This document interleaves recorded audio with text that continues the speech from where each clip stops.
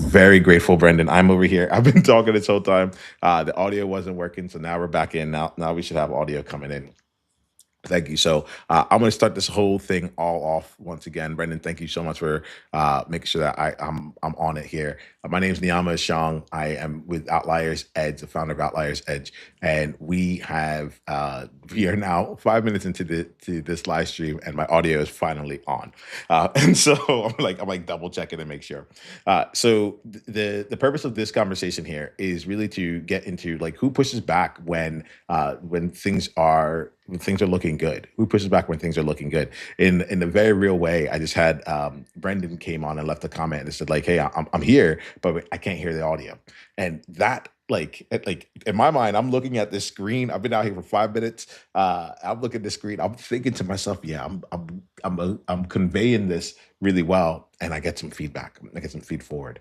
And I actually think it is really appropriate for the overall theme of this session here, like in real time. Like as much as I look like I was doing, I look good.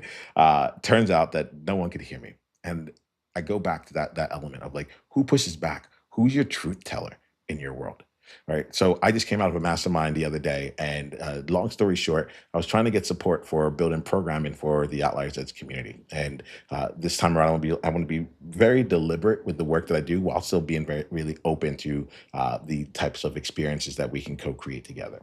And I was getting support, and honestly, for a very long time, I didn't really think I was getting the kind of support I was asking for. But the people in that mastermind were gracious, they were open, they were curious, and they kept asking questions to go and find out what really mattered. And eventually, someone came out and said, like, I gotta just pause it. It's an approximation, but it's like I gotta pause this here.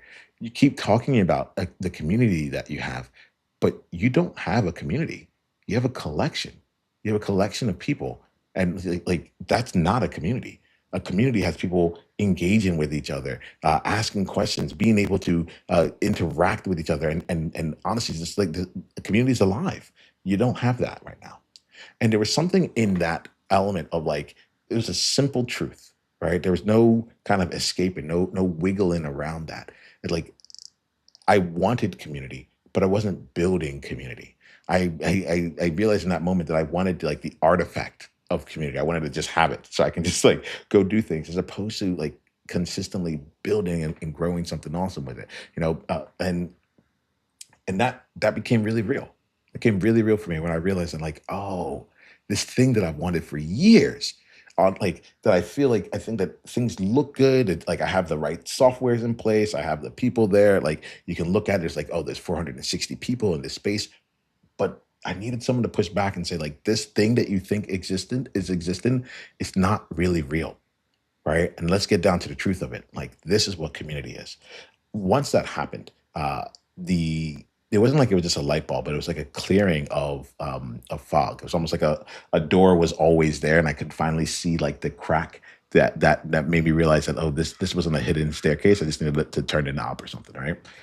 And with it, I was just like, oh, I just have to do the things that build community and not have any expectations for having the results of community without actually doing the work of community, like doing the work of it. And so I wanted to come on here because I wanted to capture this moment. It's not like the way that I like to do things is to document, to learn in real time, to make sense with one another. Because there are things that it's like these nuances. I mean, I could have gone. I'd gone honestly like 7 years of wanting to build community without recognizing that I was building basically anything but community.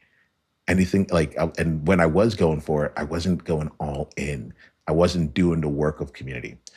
I'll start wrapping this up here, but John Lee Dumas of Entrepreneurs on Fire is someone who's really important to me. I haven't spent too much time in his world recently, but he was the reason that I started out as an entrepreneur. And he had something that he would say. It's like if you want to be a podcaster, podcast. If you want to be a podcaster, podcast.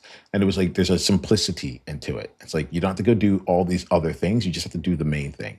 And for me, I was like, oh, it occurred to me like if you want to lead a community, lead community.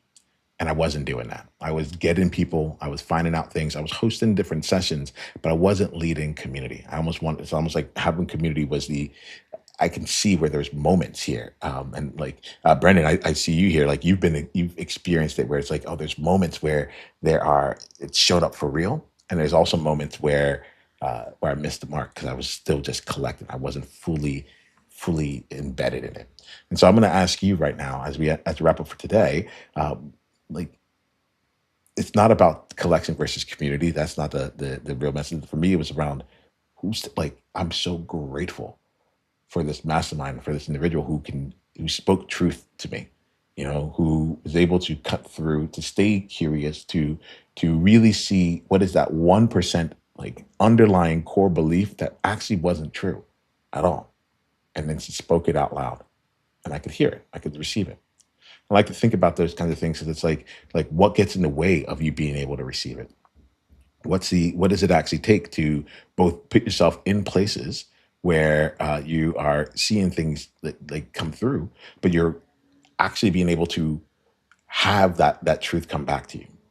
And so I like to think about this as like creating the space to receive the truth, right? And so we had created the space through our mastermind, we created the space through our ongoing engagements with one another, and and she had also told me some other things in the past that I had reinforced when reinforced my appreciation when it came to me.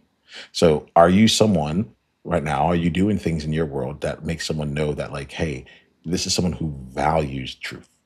I think there's a lot of us out there that especially in the outlier game. I don't know about you, but like I'm oftentimes wondering, like, is it that I am wrong or is it that the world is wrong? Like, because it doesn't feel like both of these things can be true at the same time, right? And having that person who you can trust as a mirror, who is willing to see the world through your eyes and theirs at the same time with just different perspective, I just find it to be just immensely valuable. And I think it's something that I've gone to coaches for in the past, but there's something else with actually building this and this person's a phenomenal coach. So it doesn't surprise me that the insight came out. Actually, the two people I was with are just on their game, and so I look at that like, all right, how are we creating the space for us to receive the truth? Right?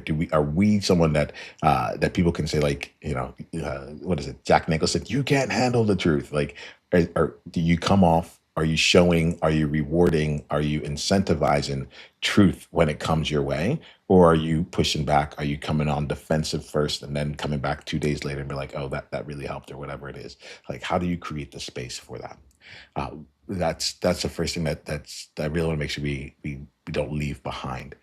There's another thing here around actively running towards the truth rather than away from it, and I thought that like uh, I had someone I met years ago. We were at an intensive, and during that intensive, she came to the end of it, and she's like, "I've never been in a space where people like are actively seeking to get triggered, right? Actively seeking to be triggered." And I remember for myself, I'm like, actually, I'm looking for that. I want my nervous system to get shot up, to get out of whack. I want my back to stand up straighter. I want to feel myself like where am I I'm in a safe space, like I'm just like sitting inside of a hotel area, so like where am I constricting, where am I thinking that my voice can't be heard? I want the experience of letting my nerve of seeing what my nervous system is doing so that I can then be like, oh, I thought that I was ready for this. I thought I was open. I thought XYZ. But then I get the chance to experience and get a chance for the world to give me the truth of how I'm being in the world. And so I thought about that when I was coming into this around like actively seeking truth. Like, are you actively seeking truth? Do you go out of your way to request it? Are you asking for? We don't call it feedback in my world. We call it feed forward. Are you looking for people to share with you proactively what is uh, the truths that they see, and so another way of me saying this, like, how are you inviting truth into your world? So one of them is like, are you creating the space for it? And the other one's like, are you inviting it into your world? I'm fortunate to be surrounded by just powerful people who have my best insights, my best interests in their sites. All right. And honestly, just I don't think they wouldn't hold back from telling me the truth, but there's an element of being able to invite that. In fact, I started out that mastermind session with like, the problem I have, I think is really small, like compared to what most other people have, like setting up programming for a coach, like, isn't that like the job? but I can think really, it's really easy for me to think big picture, and it's very easy for me to make systems and get really granular. But there's something in between where I get stuck. And what was lovely was that part of what I had gotten stuck around for me was that I was defining things wrong. I was not seeing the reality as it truly was. And I'm so grateful to have truth tellers in my world. So I'm going to leave you with this here. Who in your world is telling you the truth? Who do you go to actually see an accurate picture of what's taking place, right? Uh, and who can you rely on? Who's that person that like even when it looks good, they can still go and say like, hey, by the way, this is what's actually taking place. And are you creating the space for them, and also inviting them to bring that truth into your world? All right, I'm going to end this here. I love to see any comments, any thoughts you have on this here. If you have any stories similar to this, go ahead and leave it in the comments. This is me coming to you live in this first element, but I know that most of what we do lives beyond here. And so wherever you're watching this, go ahead and leave a comment. I'd love to come back and get back to you on anything you have to say there. And if you want to go and bring this out like implement this, you want to have a chance to have support in actually bringing something like this to life, or being surrounded really by a group of truth tellers, a place where your nervous system is going to get a chance to really grow and be challenged in like some of the best ways out there. I invite you to come and join us in the Outliers Edge world. Right? You can go to school.com/outlier, and that will take you right there. I also put a QR code up on the screen right now. If you just take out your phone and put your QR code over, sorry, take your phone over the upper right hand corner of the screen, you'll be able to come and join us inside of it. It's a free community. There's ways to come and play with us. We do live sessions in there, and we just have a way for us to keep growing. Okay, all right. So let me know your biggest insight from this conversation. We'll take it over from there. All right. Until the next time we talk, remember this: be you on purpose. Journey on.